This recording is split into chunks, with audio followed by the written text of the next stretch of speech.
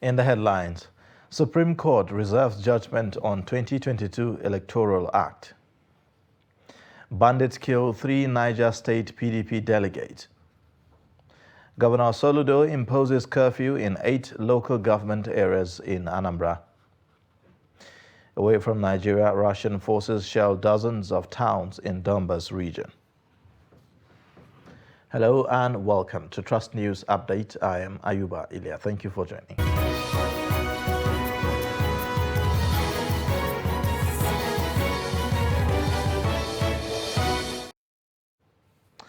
The Supreme Court on Thursday reserved judgment in the suit filed by President Muhammadu Buhari and the Attorney General of the Federation, Abubakar Malami, to void the provisions of Section 84, subsection 12 of the Electoral Act 2022. The court will announce a date to the parties involved. On May 19, the Apex Court admitted an application filed by Rivers State to be joined in the suit. Justice Musa Dattijo, who led the 7-member panel of the justices of the Apex Court, allowed the joint application that Rivers brought through the Speaker of its House of Assembly and its Attorney General, and adjourned the hearing on the suit until May 26. The applicants told the court that they were opposed to the suit, which originally had the National Assembly as the sole respondent. President Buhari and Malami filed a suit at the Supreme Court seeking an interpretation of Section 84, subsection 12 of the Electoral Amendment Act 2022. They are seeking an order of the Apex Court to strike out the section of the Electoral Act, saying it is inconsistent with the nation's constitution.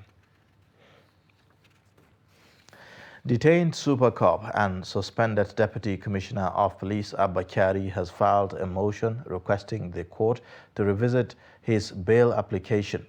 The application for the review dated May 12, 2022 was filed by his counsel Onyeti Ikpeazu, SAN, at a federal high court sitting in Abuja.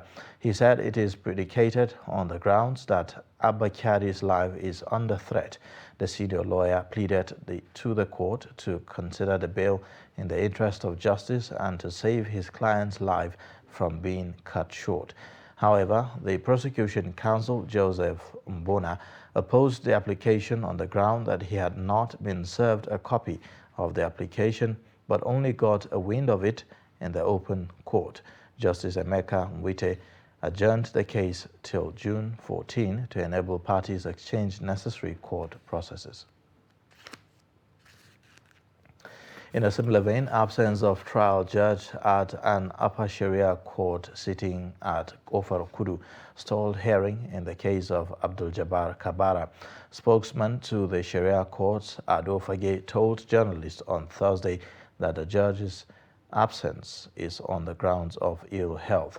This is the first time the court has not sat since the arraignment of the suspect on July 16, 2021, after he was accused of blasphemous statements against the Prophet Muhammad and action capable of inciting public outrage.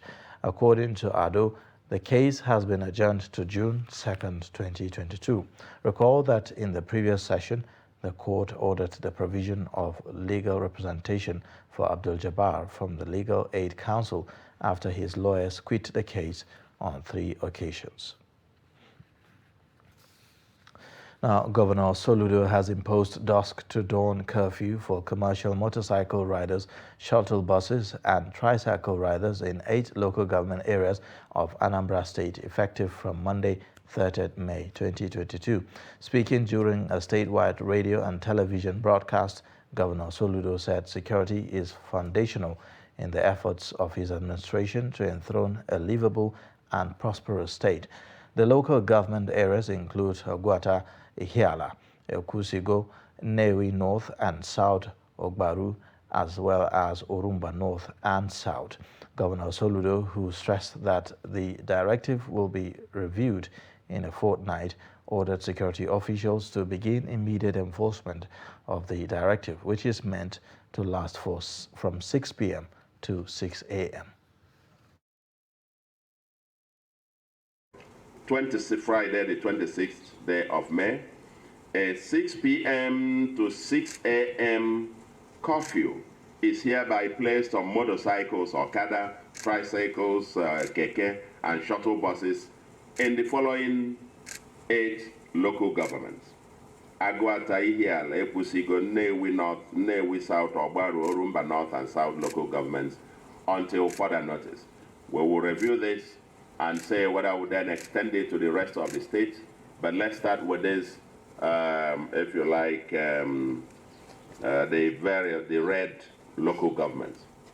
Until further notice also, motorcycles, keke, and shuttle buses are banned from operating in these local governments on Mondays until the sit-at-home completely stops.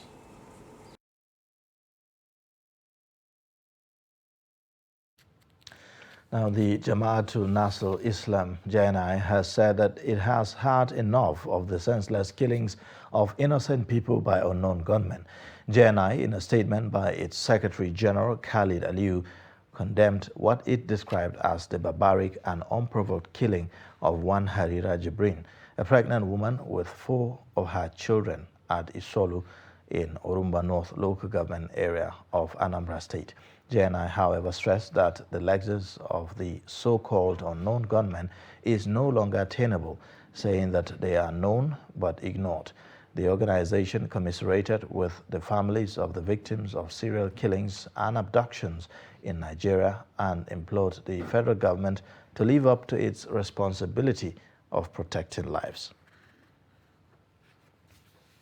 Now, youths in Kongolom border town of Mai-Adua local government area of Katsina State have protested the killing of Abdurrahman Amadu by officials of Border Drill, Nigeria Customs Service. Worried by the incessant killings of residents of Kongolom town, the youths say that they will no longer fold their arms watching customs operatives kill innocent people. Abdullahi Ahmadi has details of the report. In a state of mourning, residents of Kongolom border town in Mai-Adua local government area of Katsina State claimed that Abdurrahman Amadu was shot by an official of Border Drill on Friday. The victim was conveyed to Federal Medical Center Katsina, where he was confirmed dead on Sunday. The deceased is my biological son. I feel cheated. He is innocent and the breadwinner of the family. I will never forgive these killers and need the assistance of all stakeholders in ensuring justice. Residents claim Abdurrahman Amadu is the 3rd person in his family to be eliminated by customs operatives, while the unfortunate incident brings the number of those killed in incidents like this to 90. The 2 killed from this family are my grandsons. They left wives and children, which I must take their responsibilities. And as you can see, I am old and getting older by the day. I need justice, no more, no less. Worried by the killings, some angry youth went on a rampage, burning down some huts erected by security personnel at the border town. However, normalcy was restored following the intervention of the elders, the Galadimandaura district head of Mai-Adua, with the support of police in the area. There were some structures here burnt down by some angry youth following the killing of one of them by the operatives of Border Drill. It is high time to stop these killings. The victim was not in possession of anything illegal. I can confirm to you that he is innocent. While commiserating with the family of the deceased, officials of Human Rights Network of Nigeria, Katsina State, condemned the killers and promised to take the matter up with the Nigeria Customs Service. This is an institutional failure. Something very urgent needs to be done to stop this madness, at least for peace to reign in Kongolom border town. Enough is enough. A senior customs officer in Katsina who claimed anonymity told Trust Television News that the Border Drill operatives are directly answerable to the Office of the National Security Advisor. As such, the area command should not be held responsible for the killings. There are speculations that hundreds of people have been killed, all in an attempt by customs officials to stop smuggling, especially along Kongolom-Jibia corridors. Abdullahi Ismayamadi, Trust Television News, Katsina. Now, bandits have reportedly killed 3 delegates in the governorship primaries of the People's Democratic Party from Mariga local government area of Niger State. The chairman of the Electoral Committee and Deputy Governor of Bayelsa State, Lawrence Ehujapo, announced this at the State PDP Secretariat venue of the primaries in Mina. The delegates were said to have been killed on Wednesday while returning to Mariga after the party postponed the primaries due to a protest by some of the aspirants who expressed reservation with the delegates list. Delegates were thereafter asked to bring their means of identification to authenticate their names while the primaries was shifted to Thursday. Those who lost their lives in the incident were substituted to complete the number of delegates from the local government. Now, Speaker of the Delta State House of Assembly, Sheriff Oborevori, has emerged winner of the just concluded PDP governorship primary election. The event, which took place at the Stephen Keshi Stadium, Asaba, saw Sheriff poll 590 votes out of the 821 valid votes cast. Former Chief of Staff David Edevbi got 113 votes, while Senator James Manga polled 883 votes. Having moved the highest vote of 590 out of 821 valid votes, is hereby declared the gubernatorial candidate of our great party in Delta State. In a similar vein, Governor Ahmadu Umaru Fintiri of Adamawa State has emerged the governorship candidate of the People's Democratic Party for the 2023 general elections in the state. Announcing the result, the chairman of the PDP Electoral Committee, Gibbon Kantaps, said a total of 668 delegates were accredited for the exercise, out of which 5 were voided votes. In his acceptance speech, Governor Umaru Fintiri expressed appreciation to the PDP delegates and party stakeholders for the mandate given to him to fly the flag of the party in the next year's elections. He used the forum to call on all Adamawa delegates and people to support and ensure that former Vice President Atiku Abubakar emerges the presidential flag bearer of the PDP in the next year's election. The former Vice President Atiku Abubakar expressed appreciation to the delegates for giving the governor the ticket to contest for a second tenure. Governor Fintiri was the sole candidate that contested at the PDP gubernatorial primary held at Mahamud Ribadu Square.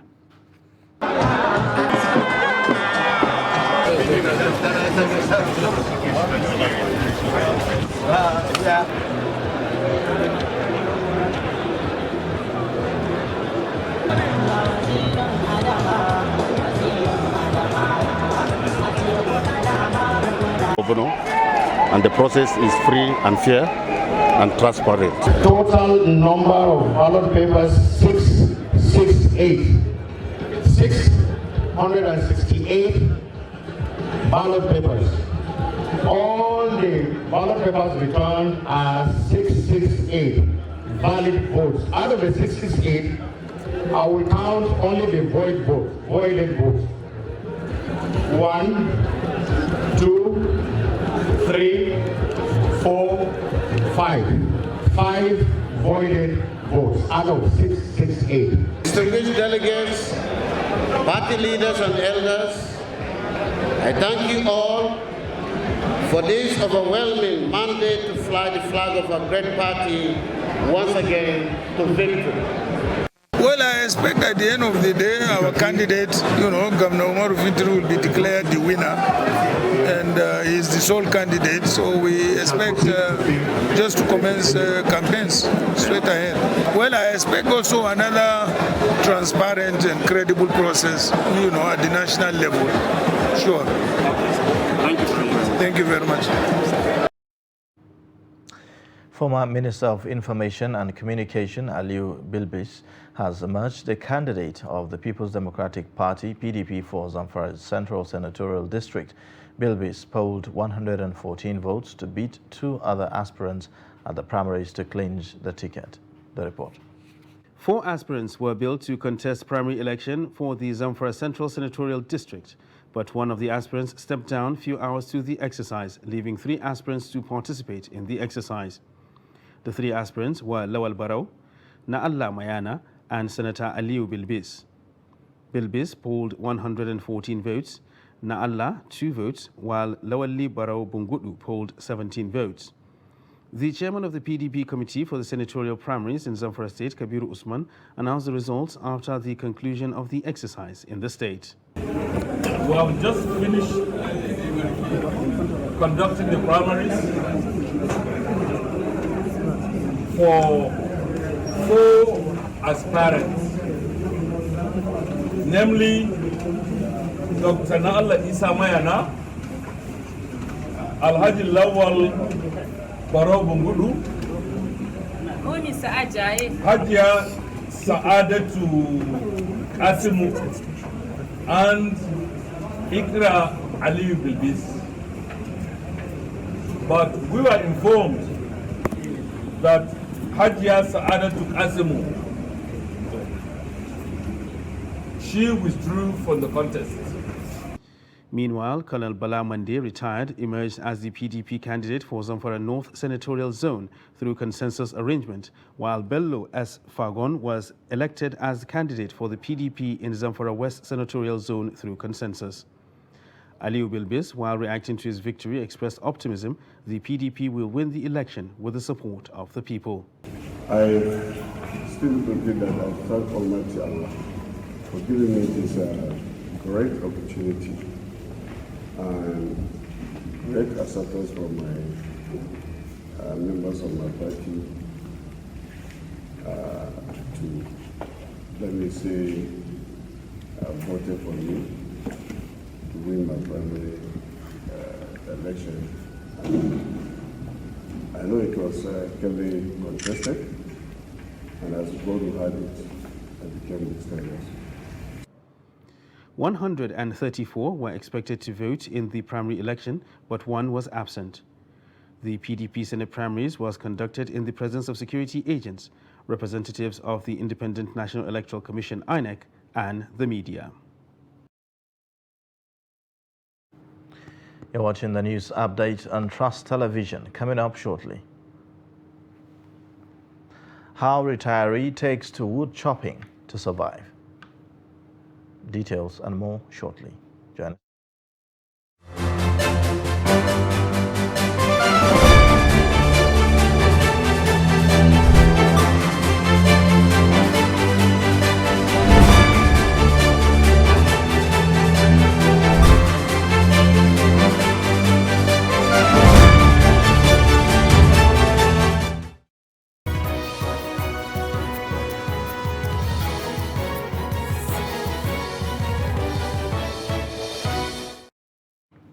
Thanks for staying. You're watching the news update on Trust Television. A reminder of our top stories again.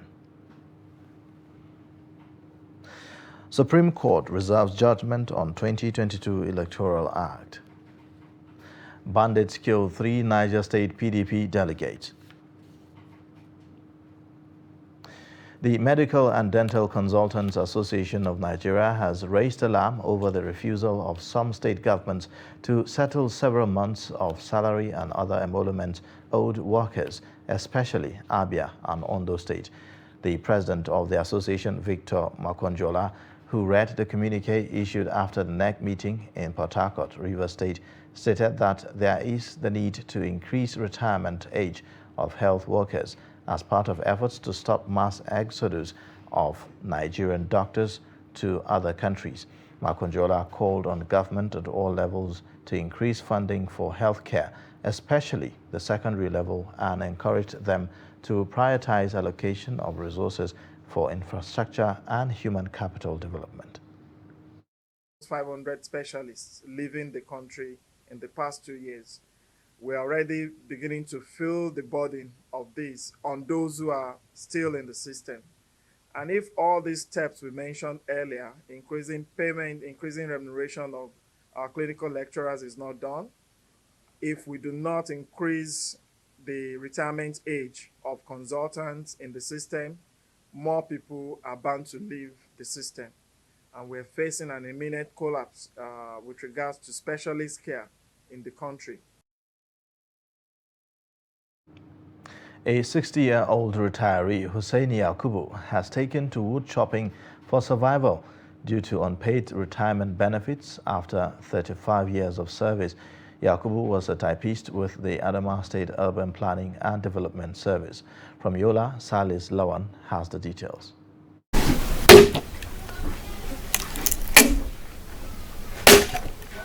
Wood logging for a 60-year-old. This is ordinarily a no-no. But for Yakubu, this is the only option available for him to eke out a living. After his routine morning calls and family time, he treks over 2 kilometers to meet potential customers that will patronize him at the end of the day.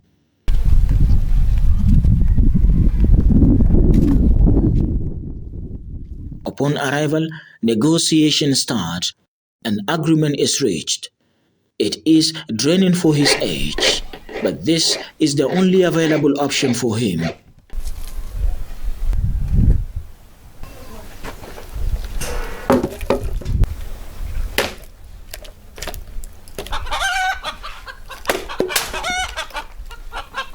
After delivering on his tasks, Hussaini receives the day's income.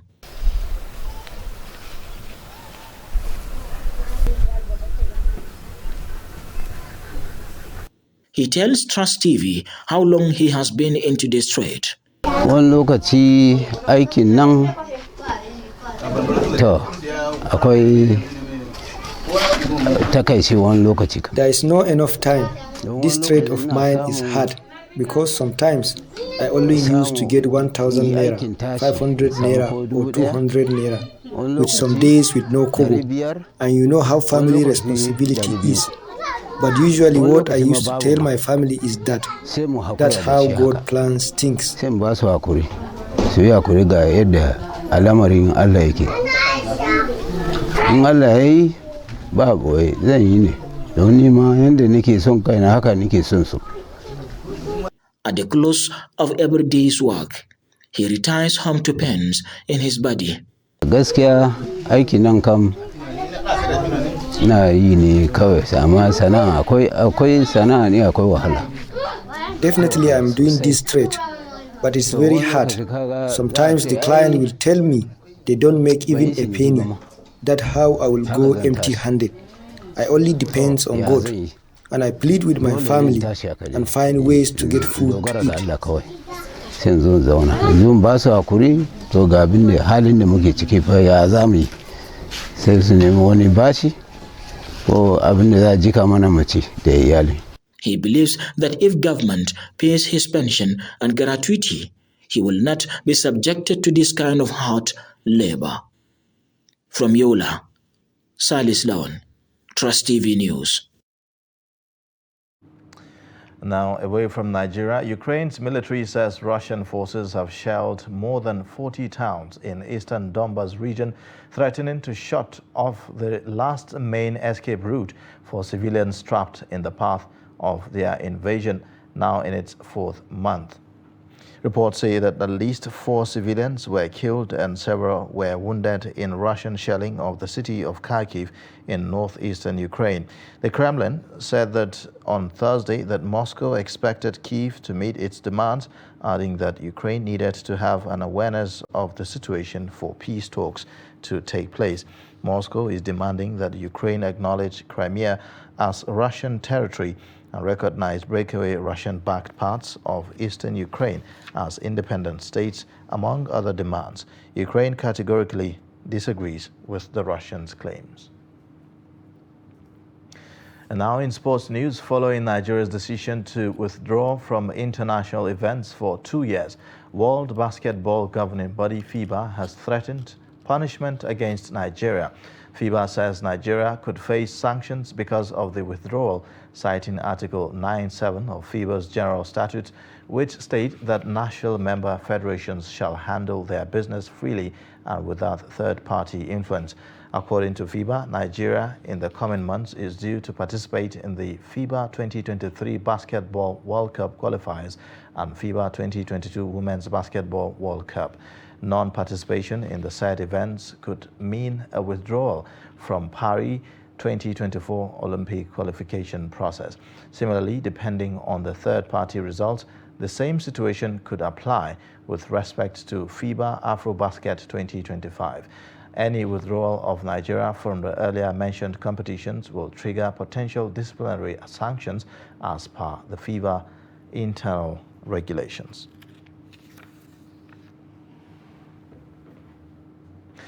And that's a wrap on Trust News Update. You can watch more by clicking the subscribe button on our YouTube channel and also following us across all social media platforms. I am Ayuba Ilya. Thank you for watching.